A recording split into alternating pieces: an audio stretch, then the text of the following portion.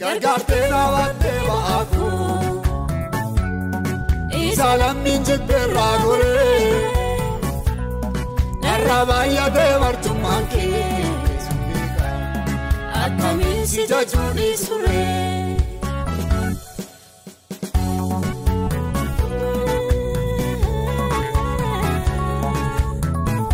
Sinaa eebbisuu isheen gargaartuu kanaa dhuftu.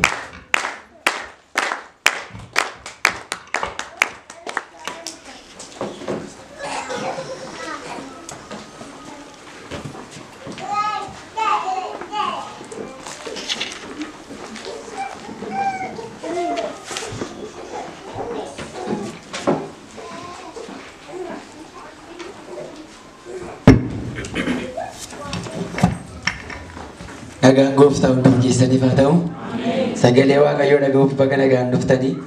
Nagaa keessanii hunduu arraboo gooftaan gidduu keenyatti waan haaraa godhaa. Kunis gooftaan yeroo hundumaa haaraadha. Fuulli Waaqayyoo hin shaakalamu, hin amaleeffatamu. Namatu yaaduma ofii isaatiin yaaduma isaa keessatti kiiloo isaa, hojjaa isaa, guddina isaa waan inni hojjetu hundumaa yaaduma ofii isaa keessatti waan tokko uuma. Saname jedhu sanamatti garuu Waaqayyo Waaqa dinqiidha. Nama simbira jirutti walitti galagalaati. Na ilaalaa miti walitti galagalaa Waaqayyo Waaqa dinqiidha waliin jedha. Har'a Waaqayyo waa'ee kee waan dinqii godha waliin jedha. Halleluuyaa. Haa eebbifamu gooftaan. Egaa sagalee gooftaa keessaa walii wajjin nageenya.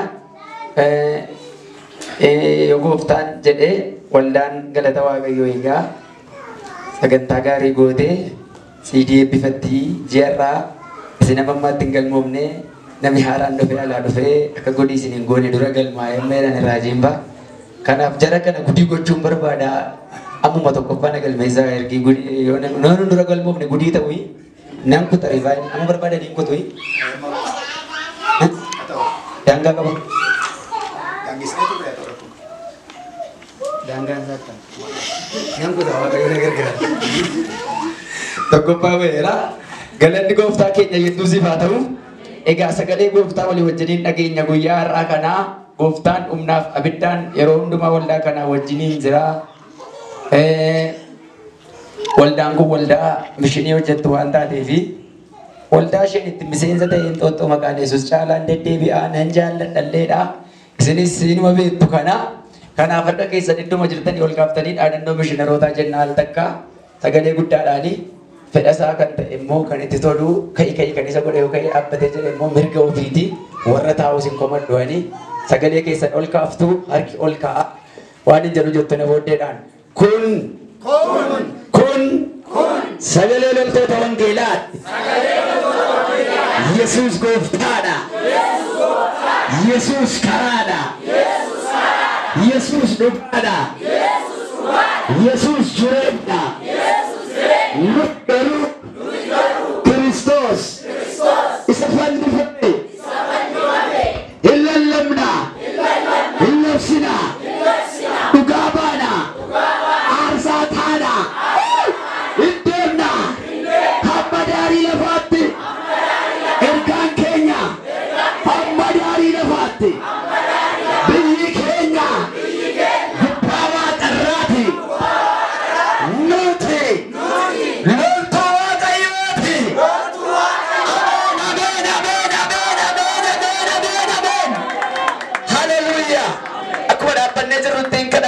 gooftaan sagalee isaa kanatti dubbatuu fi kanumaa wajjin wal qabatee guyyaa sadii booddee qomoowwan lama kibba Itoophiyaa kan jiraatanitti wangeela dhugaa bahuu deemnaa Burjii fi Amaaroo kan jedhamanitti isas waldaan kun al takka harka isaa ol kaasee hafuura Waaqayyoo isa hundaa danda'u isa humna qabu akka nu dura buusuun barbaade otuma nama taa'uu keessa godhufe harka keessan lamman ol kaasaatii al takka dhimma kanaaf nuu kadhadhaame al takka dubbadhaa afaan keessan banaatii dhagaanii eenyummaa isaa gatuun humaanitii namaa keessaa self esteem kan jedhamu kabaja eenyummaa isaatii irratti namni nama dhiisu. Self esteem ishee jedhan kabaji eenyummaa suni baay'ee dhuma rakkiftuudha. Kanuma uumamaati yoo hafuurri qulqulluun mo'e nama hafuura qulqulluuf mo'ame irraan kan hafe namni self esteem yookaan immoo kabaja eenyummaa isaatii irratti namni nama dhiisu tokko illee hin jiru. Kanaaf Yesuus gooftaan uffata koonarraa hirmaatanii akkana godhanii qoonqoon koo gogee awwaara'ee biyyoo keessa naqa'anii ati garuu xarxaratti nan laaltu jedhee waa'ee Yesuus faarfata Daawit. Sababni isaa Yesuus ulfina Waaqayyoo irraa fudhate sana hundumaa ulfina Waaqayyoof Yesuusin wal qixxeessu sana kan waa'een baafnetti lakkaa'ee jedha Phaawulos Filiphisiiyuus boqonnaa 2 irratti. Ulfina ofii guutummaa guutuutti yoo ofirraa baasan malee dhagaa keessaa gara maasii bullaa'aatti jijjiiramuun hin danda'amu. Hin danda'amu. Amma gaa gooftaan guuchisee waldaa guuchisee gara siin ga'ee nutti tola. Nama gammachiisu amma keettiin sabii waggaa tokko keessatti galaana ta'e keettiin buufatee taa'ee harka isaa maratee wangeela dhaggeeffata. Ispoomiingii tokko bira dabarsu baay'ee magaarii. Gooftaan gaale as keessaa baasiin qaba. Dhagoonnis jiru. Qoraattiinis jiru. Hullagabbii horii ta'an karaanis jiru. Garuu immoo manuma guutuudhaaf hundumtuu barbaachisu waan ta'eef fidee kaa'ee. Akkuma bidiruunooti jechuudha. Waa'ee bidiruunoo yeroo hundumaan dubbadha. Bidiruunoo keessa akkuma fardii jiru, waraabessi jiru, jawween jiru. Hoolaanis immoo achuma keessatti.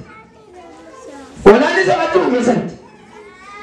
Kanaaf warri lapheen isaanii dhagaa ta'e warra eenyummaa Waaqayyo isaaniif kenne mallattoo dhiiga walichaa isa adda isaanii irra jiruuf jedhanii kabaja eenyummaa isaanii warra ofirraa baasuu hin dandeenye. Kabaji kee hafuura qulqulluu haa ta'u. Raqasee maqaa Yesuusin. Kabaji kee ayyaana Waaqayyoo haa ta'u. Hafuurri qulqulluun jaallatee filatee ulaagaa malee dhiiga sirratti argee mallattoo dhiiga chaappaa dhiiga sirratti argee hafuurri qulqulluun gara kee dhufe. Kanaaf kabaja caalu ulfina caalu hafuurri qulqulluun si wajjin ta'uudha. Ada keessa wal qabataa garanaa garasitti jedhan wajjin hafuura qulqulluun tolee sitaa toluu jireenyi koo narraatti beekamuu ta'uun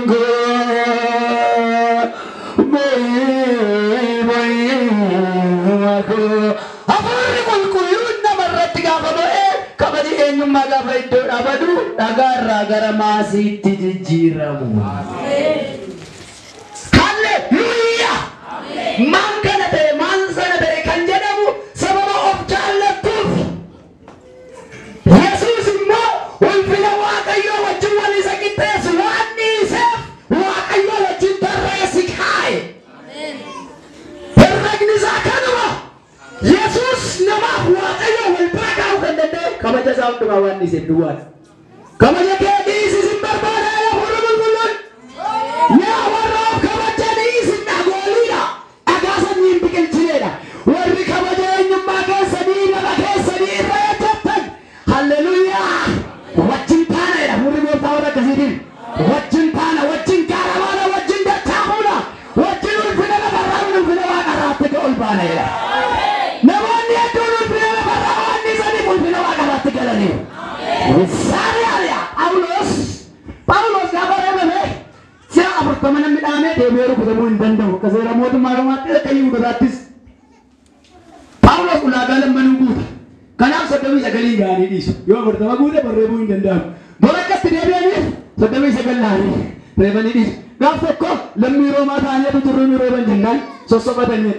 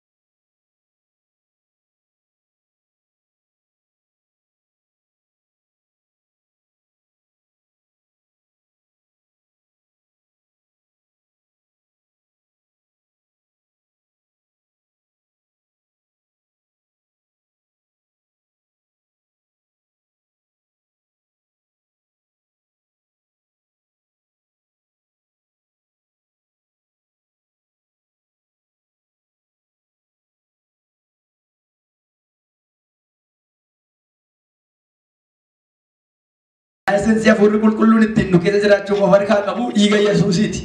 Dhiigni Yesuus yeroo hundumaa ho'aadha. Dhiigni Yesuus bara baraan jiraataadha. Dhiigni Yesuus bara baraan namaaf hafuura qulqulluu walitti fidee tokkoof isa dhumaa walitti fidee adda keenyarra gabatee garaa keenyaattis chaappaa ta'ee hojii isaa xumureera. Eenyu dhiigni Yesuus akka waan har'a Yesuus waraaname fannoo irraa dhiigaa ija Waaqayyoo dura jira. Ija Waaqayyoo dura jira. Akka waan amma akka sakeetti kana waraanamaa jirutti. Ija Waaqayyoo duratti akkuma gaafa isiitti ulfaata. Ija Waaqayyoo duratti akkuma gaafa sanaagaa. Ija Waaqayyoo duratti giraafii ta'uu galiin irra. Kanaaf warri yaaddoo adda addaa qabdan dhiphina adda addaa kan qabdan yeroo hundumaa gungummii fuula Waaqayyoo duratti kan dhiyeessitan hafuurri qulqulluun yaa mucaa koo yaaddoo kee dhiphina kee argeera jenne qoraattii natti taate jedha hafuurri qulqulluun. Mana dhee hankoo ta'e sitti gaduu dhufu naanna waraante nagaana dhowwite lakkisaa qoraattii baasheen nama gootuudhatu beeka. Galateeffadhaa hafuura qulqulluu. Galateeffadhaa maqaa waamaa galateeffadhaa.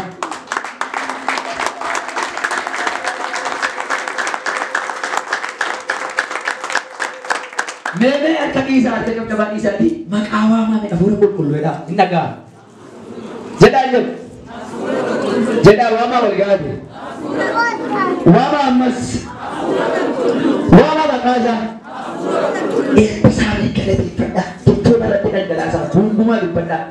Of keessatti miti. Afaan keessan banaati waan wayii dubbadhaan dhagaa. Galateeffadhaa. Deemura qulqulluuf galata dhiyeessaa fi irraa galawa galaba galawa. Sagaleen dubbii afaan keessanii jechoonni afaan keessan keessaa gadi ba'ee dhaga'amu. Haa dhaga'amu.